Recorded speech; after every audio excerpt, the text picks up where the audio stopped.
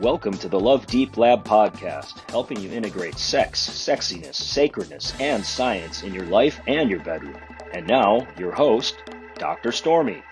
Hi, and welcome to the Love Deep Lab podcast. I'm your host, Dr. Stormy. I'm so happy you're here with us today. So today, we're going to talk about sex toys. So sex toys gets a bum rap. It tends to be something that people don't talk about. That's something that they may hide from their partner or feel ashamed about, or not, right? The whole spectrum. But it is common for people to feel like they can't talk about the toys that they like. They're not maybe sure how to bring them into their partnership, into sex with their partner. Maybe they feel overwhelmed by it even in solo play. So I love sex toys. I think they're amazing. They are a really fabulous team player, and they're an amazing asset for solo play. So we're going to go through some of the facts today about sex toys, and then some of the myths, and then giving you a few tips to how to bring that in if you're partnered, how to introduce the use of sex toys to your partner if that's something that you're interested in. So I'm so happy that you're here with us today. So let's just dive right in. So more than 50% of people have used sex toys at some point in their sexually active life. All right, so it's really common. So you're not alone if you're out there and you like sex toys, okay? 1 in 3 American women, or 1 in 2 American women, depending on which study you're reading, own a vibrator. And 81% of those women have used their vibrator in partnered sex with a man, okay? From a 2011 study out of Live Science, 37% of women think that men are going to be intimidated by vibrators, but 70% of those men that study actually were fine with the use of sex toys, okay? So we might be making an assumption that our partner's not comfortable with it, and this is in hetero couples or in same-sex couples, but we're making an assumption. So instead, I'm going to give you some tools to have that conversation, to bring up the topic of sex toys with your partner.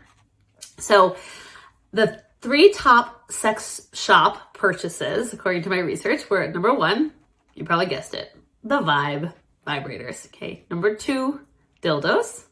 And number 3, lube. So we've done podcasts on lube. We just created our own lube because I love lube, and I think I know not all lubes are created equal. So find the podcast on lube if you want to know more about the myths about lube and how amazing lube can be. But today we're going to focus on sex toys. So the sex toy industry is a $15 billion per year and growing industry. 19.2% of those sales tend to be vibrators, and 16%, close second, are dildos. Okay. Also, it's this, I think it's a great thing if you're partnered and you want to be using sex toys, to think of them as team players. I love this idea. Think of them as team players, not something that's in competition with or in place of a partner. So this is the person using the vibrator, let's say, or the person who is helping, who is co-piloting with the sex toy. So if you think of it as a team player, it can enhance both of your pleasure. It can prolong intercourse. It can deepen and make more intense orgasm. So think of it as a team player rather than a replacement for you. And this is with partnered sex. So, and then with solo sex, they're also amazing to kind of explore, try different types of orgasm, maybe different angles that you can't get to on your own. So think of it again as a team player for you and yourself in your solo practice. All right, so let's get into the myths. So myth number 1, that sex toys are only for bad sex. Like only if you're having bad sex. You only want to bring in a sex toy if you're having bad sex. It's just not true. I kind of already touched on it. Sex toys can be great team players, can enhance sex, can enhance the playfulness, the spontaneity, the novelty, can also allow for different positioning and different angles that you may not be able to get to with fingers or parts without that. Maybe you want the vibration, maybe you don't want the vibration. So anyway, it is a myth that they are only used for bad sex. They just can make sex even better, but it's not about bad to good. Maybe let's just go good to great. And you don't have to use sex toys to have great sex, but it's certainly something to consider. Myth number 2, you're going to get addicted to your vibe, right? You're going to get addicted to your vibrator. So you're going to get so addicted that you can't have sex or can't reach an orgasm without your vibrator. It's just not true. So let's say you're using intense vibrating clitoral stimulation. You can desensitize the clitoris, the nerve endings in the clitoris. It's such a dense, there's so many more nerve endings in the clitoris than there is even in the penis. But you can desensitize the clitoris, but you can just simply stop using or minimize using the vibrating. Maybe use a toy that doesn't vibrate and go back to manual stimulation and re-stimulate the sensitivity of the clitoris, okay? So you're not gonna get addicted to your vibrator.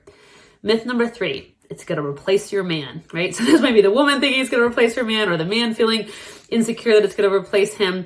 It's just not true, right? There's so much interaction that's offered by another human being that cannot be offered even by the best toy in the world, okay? But it's not in place of, or rather, or. Let's do both and. Let's have amazing partner sex and have an amazing relationship with sex toys, okay? Myth number 4 is that I only need to use a vibrator when I can't have real sex, right? So if a guy might be like, I can't get a girl. If I'm a hetero guy, I can't get a girl, so I'm gonna use a fleshlight or something, right? Or I'm a woman and I'm not choosing to have same-sex sex, and so because I can't get a woman, I'm gonna use a clitoral stimulator, right? So none of these are true. We can be having sex with another person and still be using sex toys. We also could be having sex with ourselves and be using sex toys, okay?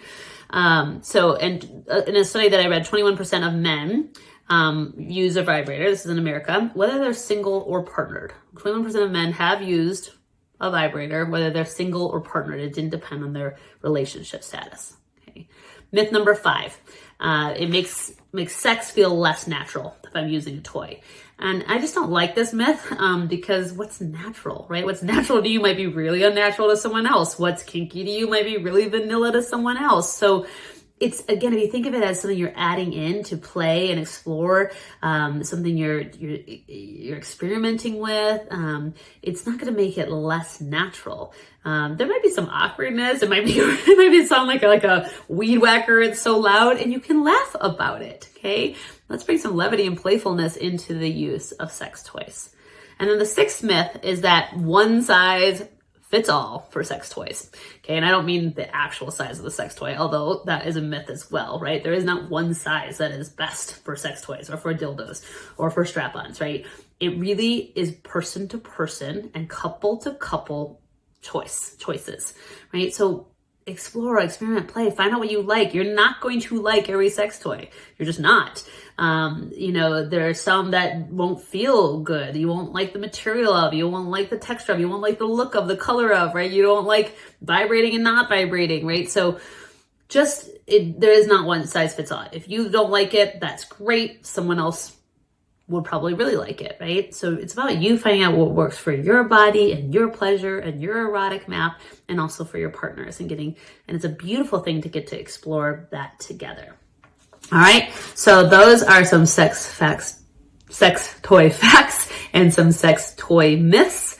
And then let me just give you a little bit of sexy homework. So I'm going to give you solo sexy homework. This is whether you're partnered or single, but this is for just you. Try a toy, right? You don't have to spend a ton of money on toys, right? There are toys that are very expensive, and I have some and love them, but I also have really inexpensive toys that are amazing. So more money does not necessarily mean better toy. So I guess that's another myth. But so play with a sex toy. If you're even slightly interested in it, start basic, figure out, do you want vibrating? Do you not want non-vibrating? Do you want vibrator? Do you want a dildo? Do you want glass? Do you want a vibrating cock ring? Whatever. There's so many different kinds of toys. So check it out. Check out some sex shops. See what might be interesting to you for your solo pleasure, for your masturbation practice, for making love to yourself. Okay, and then try it. See if you like it. Experiment. Have fun. Take yourself on a date, a really sexy one. And then if you're partnered, and so that's your sexy homework if you're single, and even if you're partnered, that's your solo sexy homework. And then if you're partnered and you want to bring in sex toys with your partner, but you're not sure how to approach it, here are 2 things to try. So number 1 is talk about it, bring it up to your partner when you're feeling really connected to your partner, and also when you're not between the sheets, right? When you're not in the moment, because then there can be pressure and like awkwardness and not sure, maybe it's not charged or you don't have batteries in it or whatever it might be. So not in the moment, not in between the sheets, to say something like, hey babe, would you be open to trying a sex toy together? I think that could be really fun. What are your thoughts, right? Super easy, basic way. Might not be totally comfortable, but take some deep breaths and ask the question, and see what your partner says. They may or may not be open to it. You are not responsible for their response, but you are responsible for bringing up and having the communication. This is assuming that you feel safe in your partnership. I hope you feel safe in your partnership. If you don't, there are resources out there for you, and you don't have to be in a partnership that you don't feel safe in. So, but if assuming you do, have the conversation. So that's the first thing. The second thing is it might be fun, if that person is open to it, to find a toy together. Go to a sex shop, get online, look at sex toys together, pick one out. Just even that can be super fun and sexy. And then when it arrives in the mail, give it a try. So that's your homework. I hope this has been helpful. I just want to really encourage you to play, explore. Sex is meant to be fun and playful and safe and healing and magical. And it does not have to become mundane. It does not have to be done out of duty. It certainly should never be done non-consensually. And just toys can be a really beautiful way to explore and to spice it up, to add in novelty and add in some playfulness. So thank you so much for tuning in today and watching or listening. And thank you for being brave and opening your hearts to love deep.